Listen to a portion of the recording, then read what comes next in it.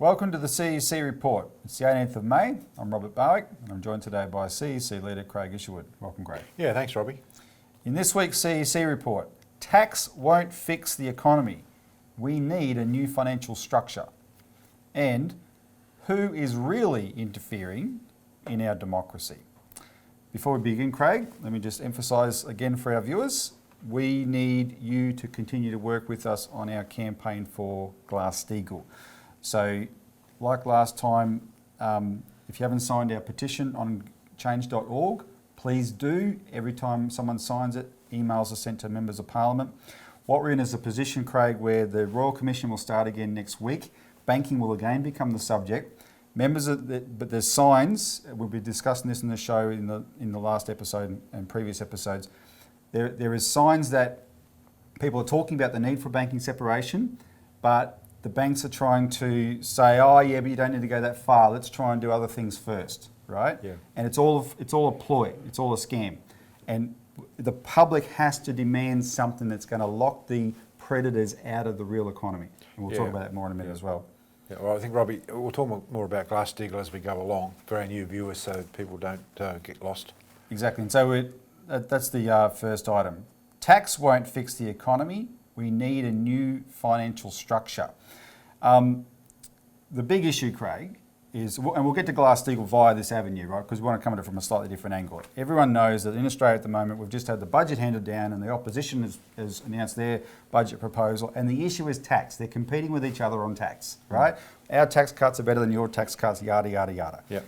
What it shows actually is the continued neoliberal hold over Australian politics, because there's a global rejection of neoliberalism sweeping the world, but in Australia, the top of the major parties, including the Labor Party is making some concessions because some of them are starting to see there's the shifting sands, but their relationship with the vested interests at the top of both parties is so tight, they're not actually saying let's have a structural reform of the economy. It's all about let's compete on stuff like tax cuts, right? Yeah. And that's a neoliberal worldview, right? Both of that. This neoliberalism, for the new viewers, Robbie, is the policy of small government. Everything has to be run by private enterprise, that the banks have a free rein, support for free trade, for globalisation, which in turn means shutting down local domestic manufacturers based upon the fact that we can't compete under trade terms that are governed by the financial system. Privatisation. It's privatisation, all this economic rationalism, what you've seen with the electricity, privatisation and so forth, that's all economic rationalism. And Robbie, the point I want to make is it's all new. And this is not something that is sort of been around for 200 years. I mean, free trade and, globalisation and the British, model of free trade has been, you've seen that throughout history.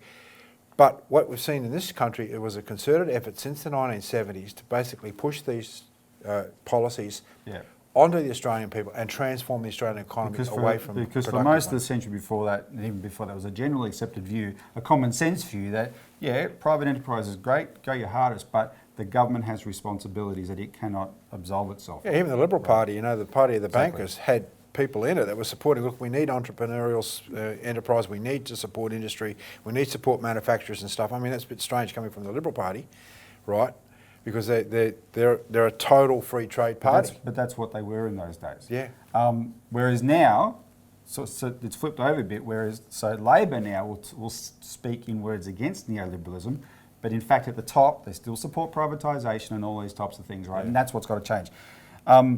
Anyway, so let's get on to the tax, the nuts and bolts of this tax discussion though. The first point I want to make, Craig, is the whole issue is actually bogus, and the reason I say that is because around the world, countries are competing with each other to cut their tax rates. But what are we competing for? We're told, you're competing for foreign investment. And it's just ridiculous. We've put out material that shows how Australia's economy performed best in both world wars when we were cut off from foreign investment. Yeah. We had a Commonwealth Bank in both world wars that generated the investment we needed sovereignly, domestically. Right? We didn't need foreign investment, and that's when our economy performed the best. Go look it up, and you can call in and get our material from it. Well, specifically, Robbie, we've just produced what we call our banking manual, which is a 100-page document that actually the first two articles in that goes through this very, very specifically. That the Depression did not have to happen in this country. This was a political move, and then, as you just mentioned, it was absolutely critical. is that when push come to shove, we had no foreign investment able to come in, the Commonwealth Bank, but the political forces behind Chifley and Curtin said we're going to take the Commonwealth Bank and use it as a vehicle to stabilise and to develop our country for war purposes at that time. You know, after the war, Chifley wanted to take it further, but of course he got smashed. So that's one point about this foreign investment thing. You know, it's a joke actually. The second point about it is that look at the way it's actually working in practice. We've got $2 trillion in super here, a huge chunk of which, Craig, gets invested overseas. Meanwhile, overseas pension funds, like in Canada and places, they come and invest their pension funds here, right? And all you're doing is just moving money around the world for the sake of, and we're told, oh, they're chasing the best tax rates. I mean, it's just rubbish. So that's one part of it. The second part of it is, I'll give you the example of Singapore and BHP. So for a long time, not just recently, a long time, BHP has been headquartered in Singapore, where they have a 17% corporate tax rate. And we've been told that Scott Morrison has cited Singapore and BHP as an example. Look, see, because Singapore's got 17%, that's why BHP's there and paying that tax instead of here. Oh, really? Well, if the government had any you-know-whats, right, they would say to BHP, you want to go pay Singapore's tax rate, you go mine Singapore's iron ore. Oh, there's no iron ore in Singapore? Then give us a break, right? You tell them you're here, you're mining our iron ore, you're paying our tax rate. And this it's all a bluff. But the politicians, they're not stupid, they're corrupt, they're in on the bluff, right? They leave their jobs and they go and work for these big corporations, etc. So that's just to settle that part. And then the other thing about this ridiculous question, to dismiss it finally, is there's really good resources people can look at that shows the whole reason we have this issue of countries competing with each other over taxes, because after World War II, the British Empire saw it was losing its territorial power and decided to shore up its financial imperial power, and it turned its territories, especially in the Caribbean, into tax havens, and it did that to undermine nations. So that there was this, it had the same effect of the old pirates in the old days, Pirates of the Caribbean, where suddenly all the unscrupulous businesses in different countries would go and move their affairs to those tax havens, and then that became the excuse inside those countries, oh, see, we've got to compete with that, right? And Singapore actually had that as its origin as well. This has been revealed in a book called The Spider's Web. The book is called Treasure Islands by Nicholas Shaxson, which is really excellent to read. And then that has been made into a film called The Spider's Web, Britain's Second Empire, How Britain and its Dependent Territories Became the World's Largest Tax Haven. And they go through the details, and I really urge people to watch that just to see what we're dealing with, and don't let these politicians fool you, because the bottom line is, when you see it for what it is, instead of saying, oh, we've got to compete with that, no, all the countries of the world should band together and whack sanctions on the United Kingdom as a rogue state for setting this up until they stopped it. Yeah, I think Jeremy Corbyn, Robbie's calling for the shutdown of tax havens because internally and domestically inside the United Kingdom, you've got all this poverty, you've got collapse of infrastructure. He says, well, shut down the tax havens and bring that income back. It's one of the reasons he's a genuine threat to the establishment. Because he's tackling the City of London and the financial structures that are actually crippling the UK economy. Yeah. All right, let's take a break. When we come back, we're going to turn this on its head and talk about how we need to change the structure, not the taxes.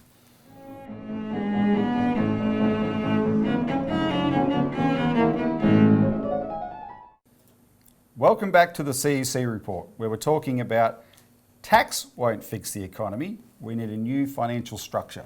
And Craig, before the break, we were discussing how it's ridiculous the way all the countries of the world are forced to compete with each other on this race to the bottom of who can have the lowest tax rate, right? But we have this tax debate in Australia between the two major parties, and it's irrelevant. It's almost irrelevant to the problems we have that need to be solved in Australia. So let's look at that now. If I can sum up the biggest problem in the Australian economy, it's something that probably a lot of people haven't considered. We have become financialised. And from the 80s on, we were deindustrialised, right? Under all these neoliberal policies you rattled off before, free trade, globalisation, free markets, etc. Our productive industries were decimated, right? Shrank to become much smaller parts of our economy, and we became financialised. We now have the biggest financial sector in the world. Financial services is 9% of GDP. That's bigger than financial services is to the UK or to the US. and they're the ones that have got Wall Street and London in them, right? So this is big. That is made up, there's $2 trillion of super in that, right? There's $37 trillion of derivatives in that. There's all the banks lending to it. There's all the real estate speculation in that. When banks speculate on real estate, Craig, they're not looking at a house and saying, oh, we can lend money for this house and we'll make a little bit extra from the interest coming back, etc. No, there's all this financial dealings associated with that mortgage, right? Mortgage-backed securities and derivatives, and they can make stacks of money out of that. And meanwhile, some poor sucker has to buy that house and try and meet the debt payments on it, right? Service the debt payments on it. So this is this financialised economy, and it's money chasing money and chasing a return. That's what we've got in Australia. Which will collapse. It has to collapse. This is just the same. It's like a Ponzi scheme. Actually, a giant economy-wide Ponzi scheme where nothing actually real is being created. Exactly. Now, by contrast, let me say a few other things about the current structure of the economy. Construction is the second biggest sector after financial services. Now, while that looks physical and productive, it's distorted and it's so big because of the financial speculation in real estate. That's the only reason why, right? And a lot of that is setting us up for a huge property crash, as we've been long forecasting. And then you look at manufacturing and agriculture, which once upon a time, not that long ago, before the 80s, were the biggest sectors of our economy. Now they've shrunk right down. Australian manufacturing is 6% of the Australian economy, the lowest in the Western world, right? Now, so who's doing the work to pay the taxes, pay the interest on debts, etc., to keep this financial system propped up? That's the question you've got to ask yourself, right? We're really out of balance here.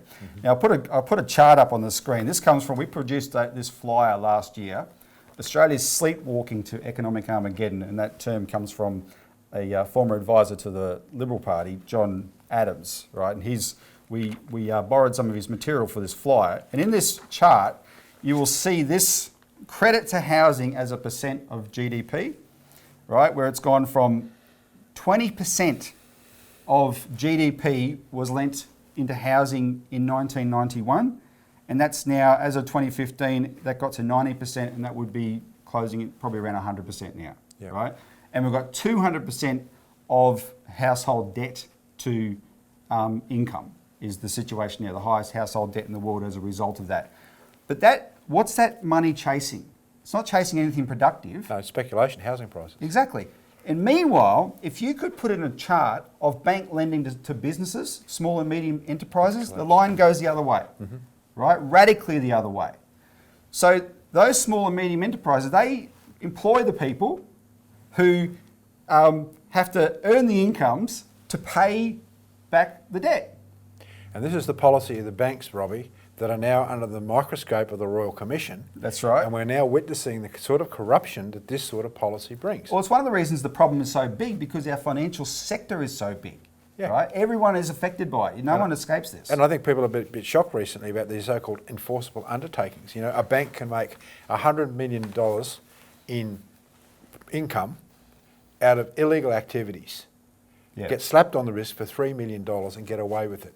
Well, I think we should have triple the amount that they make as the penalty, at least, and jail the people involved. No, we should. If they make $100 million from that sort of illegal activity, the fine's not $3 million, but $300 million. But as we know, Craig, there's a blackmail element here, and it was made clear in America where this term emerged called too big to jail, right? Because APRA says our responsibility is to keep stability in the financial system, and if they took that kind of action, that could cause instability. Therefore, they've got us by the short and curlies, and we have to let them get away with it. This is a political problem, Robbie, because look, the solution is very clear.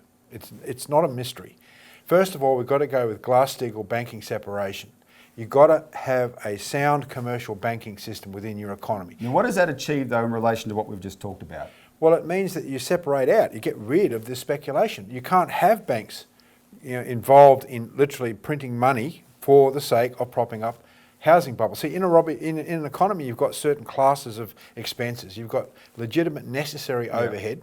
You've got speculative overhead or waste, and then you've got expenses that build the physical economy. That's where people go to work, right? That's your infrastructure, that's your manufacturing, that's your farming, right? That's where the money has to be actually, not money I should say, That's where the wealth credit. is produced. That's Yeah, where you put the credit in there, wealth is produced from there that everyone benefits So from. with a Glass-Steagall banking separation, Robert, you separate out that speculative aspect of the banking, which has gone out of control, as we see with the Royal Commission, from the actual need for real regulated banking for the commercial sector. And that leaves all that credit into the real economy. Yeah, and this is what Curtin Shifley did with the Commonwealth Bank in World War II, is that they used the Commonwealth Bank as the regulator that strictly enforced the idea that credit had to go into the productive economy. And that, in many cases, that was the building up of munitions for the war, but it was also for farming and to support the domestic economy when we were actually cut off from credit from around the world. So Glass-Steagall, Craig, would have that effect of sort of stopping the rot and excising out the speculation. What else do we need to do structurally to make the economy actually move along? We have to have a national bank, Robbie, an actual bank that creates the credit owned and run by the government for the purpose of directing large amounts of credit into the productive economy, and that means building large-scale infrastructure projects. Not this mentality where you just spend the money in the cities, right, but actually big projects like we've covered on the back of our Australian Alert Service this week, which is, where China is constructing an entire new city region south of Beijing to deal with the fact that Beijing's overpopulated. 22 million people live in Beijing at the moment. They're going to cap the population in Beijing.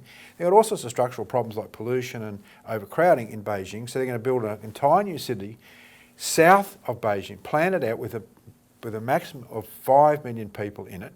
And they're going to connect these cities up with Beijing and the entire region through a network of high-speed rail. I think there's Beijing, this new city, and then the Tianjin port city, and they're going to have a triangle of rail there. Yeah, it's a planned approach. Now, Robbie, what if we were to have bipartisan support in this country for real economic development? It's going to take bipartisan or tripartisan or all the parties to actually commit to real economic development and not just the idea of using infrastructure as a political ploy to get votes. Do you have an example, Craig, of Dubbo, what Dubbo Well, could look, become? Dubbo is, 800 kilometres, I think it's about 500 or 600 kilometres from Melbourne and about 300 kilometres from Sydney. Hook Dubbo up to high-speed trains means that people can commute between Melbourne, Sydney, Melbourne, Sydney, and Dubbo. Put on the screen Lance Endersby's proposal for an Australian ring railway, which would go through Dubbo up to Darwin. And the idea is that then you could develop Dubbo as another major regional city. Bear in mind, Beijing is not on the coast. No, it's inland. It's an landlocked city.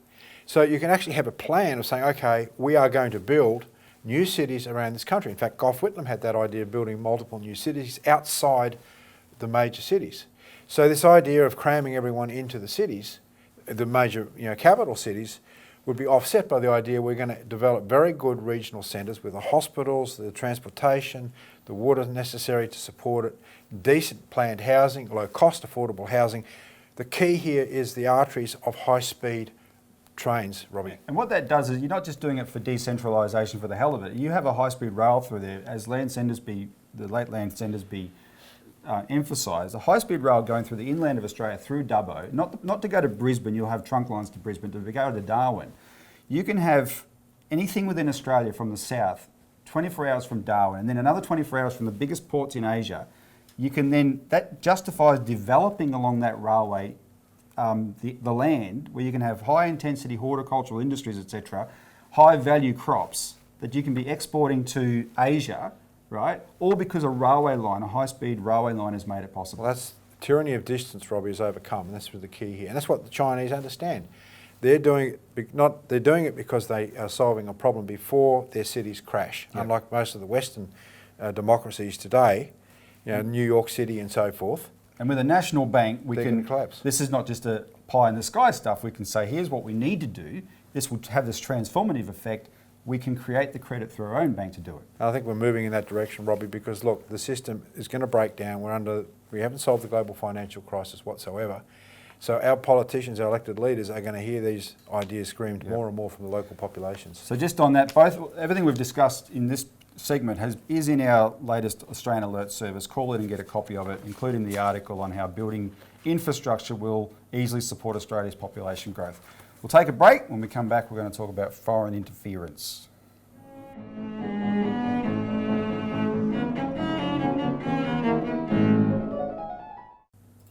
Welcome back to the CEC report. Finally, who is really interfering in our democracy? And a very significant event occurred last week, Craig, which I can't emphasise how significant it was, except it would have gone unnoticed by most people. And that was that ASIO, Australian Security Intelligence Organisation, which is our domestic spy agency, was moved by law from the Attorney General's Department to a new department called Home Affairs, right? And the Minister for Home Affairs is Peter Dutton. And what we have with Home Affairs, it's a super ministry that has all the law enforcement of Australia in the one ministry, and it very much is a super ministry fit for a police state. As it was happening, the same minister, Peter Dutton, mooted the idea that the Australian Signals Directorate should be given expanded powers to spy on Australians domestically, right? Now, they've only got powers to spy on people outside the country. That's right. Legally. They're there to look over things, etc. But they want to do that. Now, here's the main point I want to make, because we don't have a lot of time, and it's elaborated again in the alert service this week, right? There's an article that spells it out. This idea is not an Australian idea. When Peter Dutton has mooted this, the moving of ASIO to this department, this is not us doing something that we think is in our best interest. This is the apparatus called the Five Eyes directing us to step up our game or whatever to assist them. The Five Eyes is an intelligence sharing partnership between the UK, USA, Australia, New Zealand and Canada. It's not US centric, it is UK centric. Right? 4 of those 5 countries have the Queen as head of state. All of those 5 countries had their intelligence agencies set up by British intelligence, right? Even the United States, right? Secretive intelligence agencies, by definition, are anti-democratic. They're outside of democracy, and they're very, very powerful. By virtue of that, they can be very, very powerful unless you have real oversight over them. But America didn't even think it needed them until World War II, right? And then the British persuaded them that they needed them. Now you've got things like this surveillance apparatus that was exposed by Edward Snowden, which is the National Security Agency, but it's more what they call GCHQ in the United Kingdom, right? Which has more invasive, it can do things the NSA is not allowed to do, Edward Snowden revealed, right? And there's massive global surveillance. And when we're doing this, it's because they're asking us to. Even the establishment of this department, Home Affairs, was set up when Turnbull went to the UK last July, met with the Prime Minister, Theresa May, and the Home Secretary there, Amber Rudd, and then he came back and announced, we're going to do what the UK has got. We're going to have a Home Affairs department model in the Home Office, and in the Home Office, MI5 is based there, and that's why ASIO is going to be based in the Home Affairs department in Australia. And this is not for terrorism. As we've said here a lot, look at MI5's history with relation to terrorism. They have colluded with terrorism, and the collusion has achieved 2 things. These terrorist attacks allow more powers for MI5, right? These extraordinary powers that we've become used to. And in the UK, they actually blatantly allowed terrorists to recruit people to go to places like Libya and Syria to fight for the regime change policy that Britain supported. Right? So the whole thing's a scam. So what do you think? I think, Robbie, people have got to look at this very seriously. The Five Eyes operation is not in our interests whatsoever. We talk about China spying on us, but the real threat is this. Well, it's ASIO that tells us China's a threat, but ASIO is not speaking for us, it's speaking for this. It's part of this Five Eyes.